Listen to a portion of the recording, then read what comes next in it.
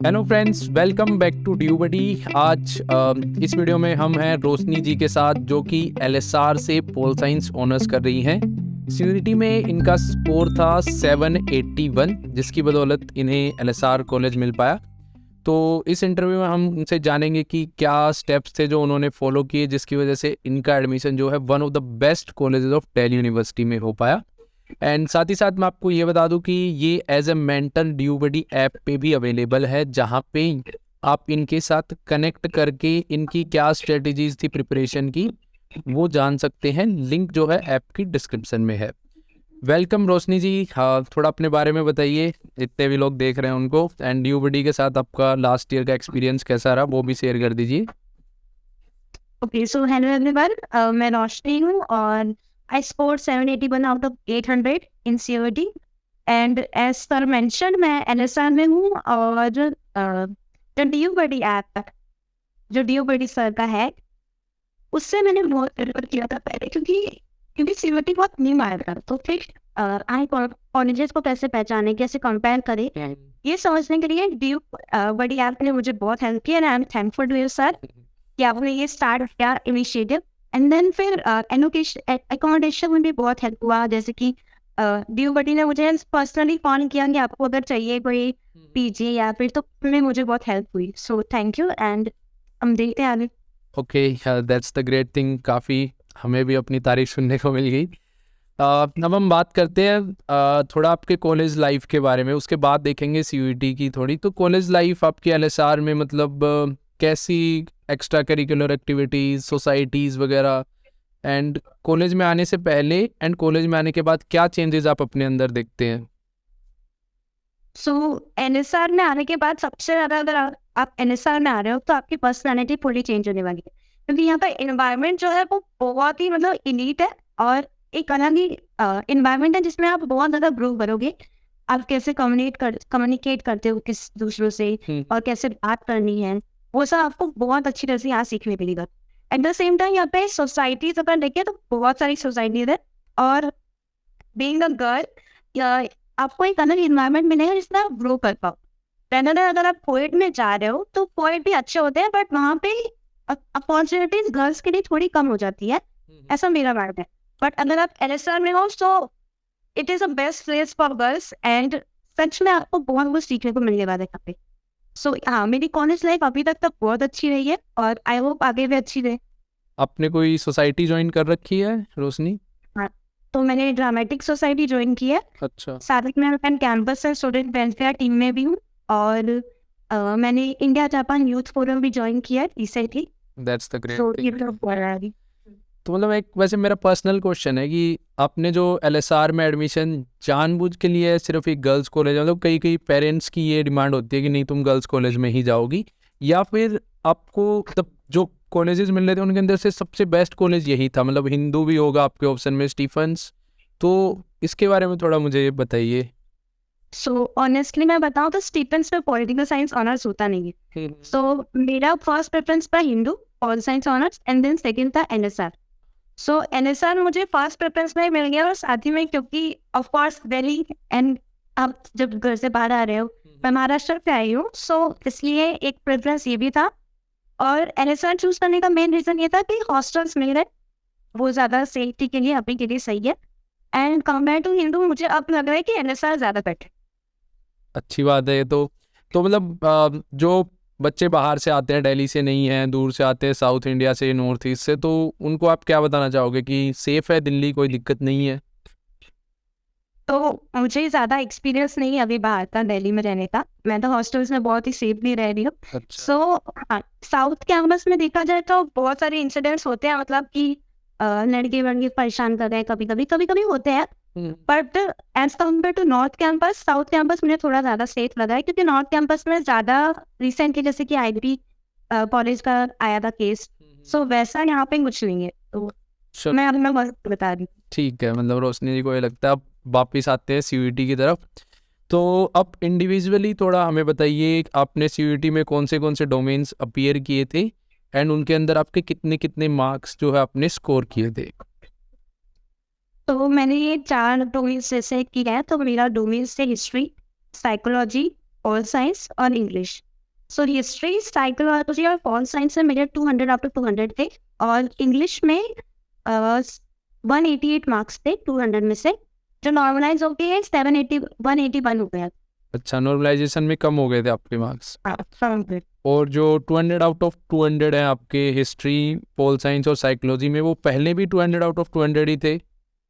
हाँ, वो 200 ही थे, इसलिए उसमें कुछ नॉर्मलाइजेशन का डिफरेंस नहीं आया। चलो, दैट्स द ग्रेट थिंग। तो स्टार्ट करते हैं हिस्ट्री से, कि हिस्ट्री की तैयारी कैसे की आपने CUET से रिलेटेड, जिसकी वजह से 200 में से 200 मार्क्स आए। अगर एंड थोड़ा सा ये भी बताइए कि कब से आपने तैयारी स्टार्ट की थी CUET की? सो जैसे कि मैं महाराष्ट्र बोर्ड से हूँ, तो वहाँ पे सिलेबस नहीं होता है, NCERT नहीं होती है।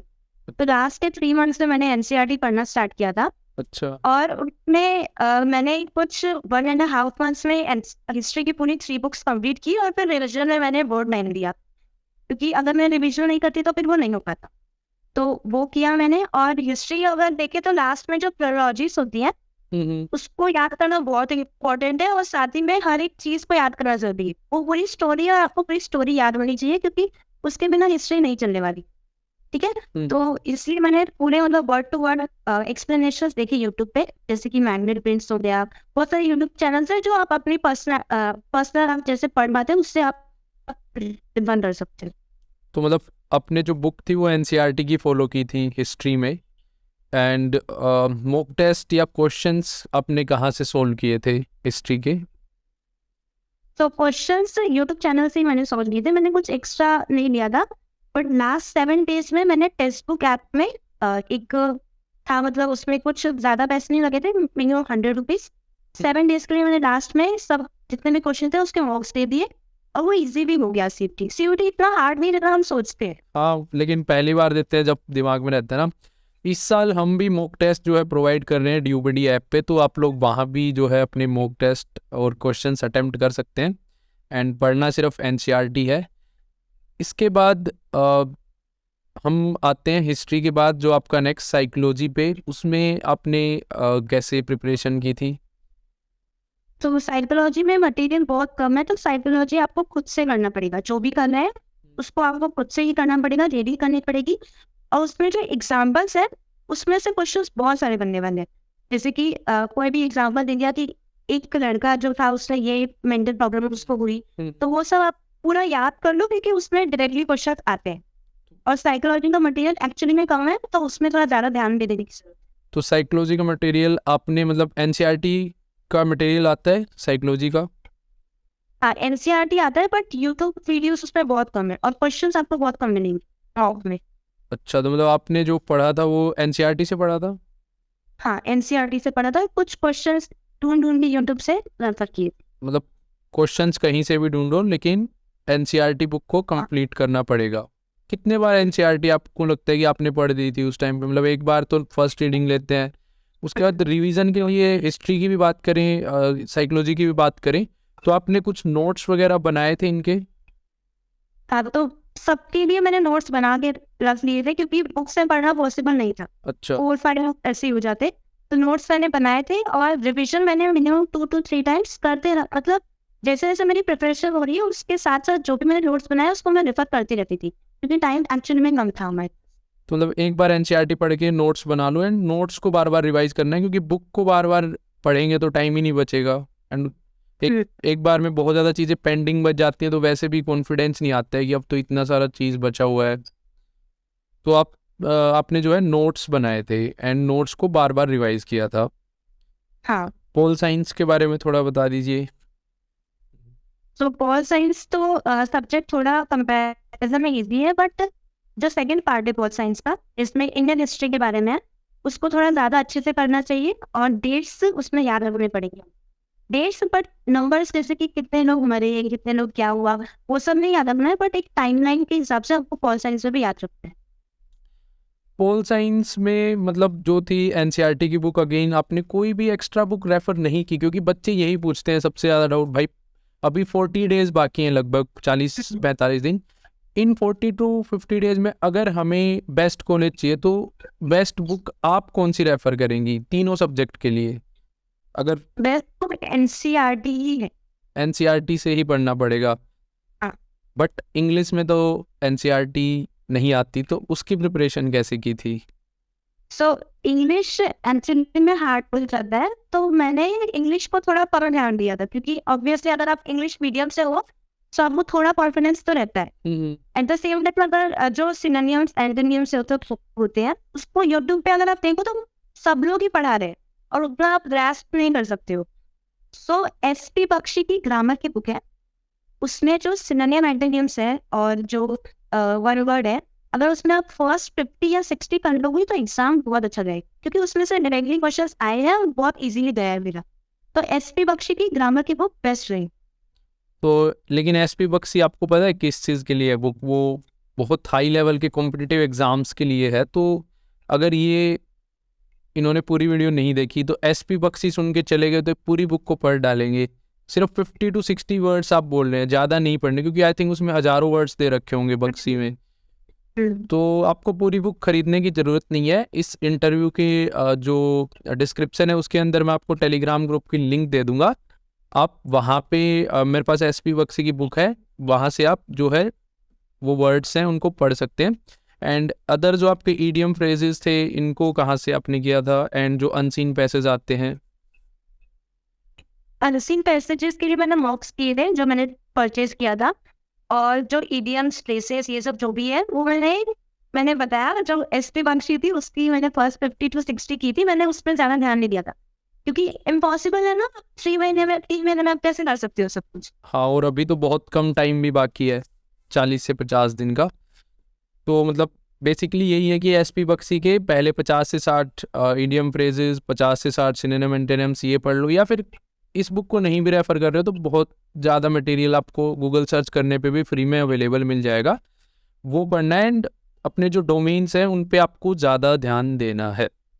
अब ये है कि आपने लास्ट 3 महीने में स्टार्ट किया, उससे पहले महाराष्ट्र बोर्ड में एनसीईआरटी के अलावा कौन सी बुक लगती थी जिसमें बिल्कुल भी सिलेबस मैच नहीं था आपका? नहीं, बिल्कुल मैच नहीं था, वो बोर्ड ही अलग है, उसमें महाराष्ट्र की हिस्ट्री ज़्यादा रहती है अच्छा और एक होलिस्टिक पर्सपेक्टिव रहता है, मतलब इतना डीप नहीं था जितना एनसीईआरटी में था। अच्छा, तो मतलब फिर आप कितने घंटे डेली पढ़ाई करते थे? क्योंकि लास्ट में जब एग्ज़ाम आया तो आपके लिए तो बहुत ज़्यादा ही डिफ़िकल्ट होगा, क्योंकि आप पहली बार पढ़ रहे हो। फिर कितने घंटे आप स्पेंड करते थे स्टडीज़ पे? तो मैं घंटे तो याद नहीं रखती थी, बट हाँ 8 to 9 आवर्स हो जाते थे, सुबह 10 बजे से रात के 12 बजे तक, और उसमें 4-5 घंटे यहाँ वहाँ टाइम चलता। तो देख लो, जितने भी लोग हो इनके पास तो 3 महीने थे, आपके पास 40 से 45 दिन है अभी। तो 8-9 घंटे तो पढ़ना पड़ेगा अगर अभी तक कुछ भी नहीं किया है। एंड बाकी टॉपर से भी मेरी बात हुई है, अगर थोड़ा बहुत किया है बोर्ड एग्ज़ाम में तो आपका 4 से 5 घंटे में भी अच्छा कॉलेज मिल जाएगा। लेकिन मेन ध्यान यही रखना है, रोशनी जी भी बता रही हैं, बाकी लोगों ने भी बताया कि एनसीईआरटी को छोड़ो मत। जितनी बार एनसीईआरटी को रिवाइज़ करोगे उतना तुम्हारा एआरएसडी से रामजस पहुंच जाओगे। एक बार और रिवाइज़ किया तो रामजस से किरोड़ीमल, किरोड़ीमल से एक बार और रिवाइज हंसराज, फिर हिंदू, एंड मॉक टेस्ट दोगे तो स्टीफन्स और एलएसआर जो है ये सब आपको मिल जाएंगे। यही सीक्रेट है रोशनी, और कुछ? बिल्कुल बिल्कुल यही सीक्रेट है। लेकिन हाँ, बच्चों को समझ नहीं आता है ये ठीक है। और इसके बाद मैं मतलब आपसे कुछ 2-3 ऐसी चीज़ें पूछना चाहूँगा कि एग्ज़ाम टाइम में, मतलब एक एग्ज़ाम प्रेशर होता है, उसको मतलब आपने कैसे हैंडल किया उस टाइम पे कि मुझे अच्छा करना है, अच्छा करना है? ये आपको जब आप पढ़ाई भी कर रहे होगे तब भी आता होगा कि मैं क्या सही पढ़ रही हूँ, नहीं पढ़ रही, तो ये सब दिक्कतें आपको आई थी? हाँ, ये दिक्कतें आई थी और वो सबको आती है। और एक्चुअली में जब सीयूटी फर्स्ट टाइम इंट्रोड्यूस हुआ था तो बहुत सारे र्यूमर्स थे, तो समझ नहीं आ रहा कि किसको रिकमेंड करें, और साथ ही में फिर ये पोस्टपोन ये वो हो रहा था। तो हाँ, डर सबको लगता है और डर को आपको संभाल के खुद ही करना पड़ेगा प्रिपेयर, कोई चांस नहीं है। और अगर आप सोचो कि मैं सही पढ़ रही हूँ या ना पढ़ रही हूँ तो आप मॉक्स को ही देख सकते हो, कंप्लीट कर दो, अगर मॉक्स अच्छे जा रहे हैं आपके तो एक कॉन्फिडेंस अपने आप का बिल्ड हो जाएगा, और कोई ज़्यादा टेंशन की जरूरत नहीं है, बहुत इजीली होता है। पर ध्यान रखना है। और साथ ही साथ आप मेंटरशिप भी ले सकते हो रोशनी जी से, तो वहाँ पे आपको पता चलते रहेगा कि आपकी डायरेक्शन सही जा रही है, नहीं जा रही। तो रोशनी जी, हमारी तरफ से इंटरव्यू को हम यहीं कंक्लूड करेंगे। आप अगर कुछ एक्स्ट्रा पॉइंट्स ऐड करना चाहते हो तो you are most welcomed and it's on to you now. Okay, so जो भी वीडियो देख रहे हैं एवरीवन, बिल्कुल टेंशन नहीं लेना है। I am there for you. अगर आपको कैसे भी लेवल पे आपको कनेक्ट करना है, मैं always I am there for you. So आप मुझे रेफर कर सकते हो। और अगर नहीं भी आप कर रहे हो, आप नहीं भी कर पा रहे हो कांटेक्ट, तो एट द सेम टाइम आपको टेंशन नहीं लेना है, क्योंकि आपका कॉलेज बहुत इजीली बोलने वाला है। और अगर मैंने देखा है कि सीबीएसई में होके भी बच्चे 380 280 इतना ला रहे हैं, तो मुझे नहीं समझ में आता है कि उनका क्यों नहीं हो रहा है। क्योंकि अगर आप डेडिकेटली पढ़ रहे हो और अगर आप ध्यान दे रहे हो कि मुझे एक ही गोल है मेरा, मुझे जाना है, तो आपका हो जाएगा। बस आपको अपने आप पे सेल्फ कॉन्फिडेंस रखना है और कोई कुछ प्रॉब्लम आएगी नहीं आपको। चलिए, तो ठीक है एवरीवन, एंड करते हैं इस इंटरव्यू को यहीं पे। अगर आपको ये इंटरव्यू हेल्पफुल लगा हो तो इंटरव्यू को लाइक करना मत भूलना। साथ ही साथ रोशनी जी के साथ आप कनेक्ट कर सकते हैं ड्यूबडी ऐप पे, लिंक जो है आपको डिस्क्रिप्शन में मिल जाएगी। और अगर आपको ऑथेंटिक इन्फॉर्मेशन चाहिए दिल्ली यूनिवर्सिटी एंड अदर जो IPU AMU, इस बार इन यूनिवर्सिटीज़ को भी हम इंक्लूड कर रहे हैं, तो आप ड्यूबडी चैनल को जो है सब्सक्राइब कर सकते हैं। Thank you Roshni ji, and करते हैं इसको यहीं पे। Bye bye. Thank you. Okay.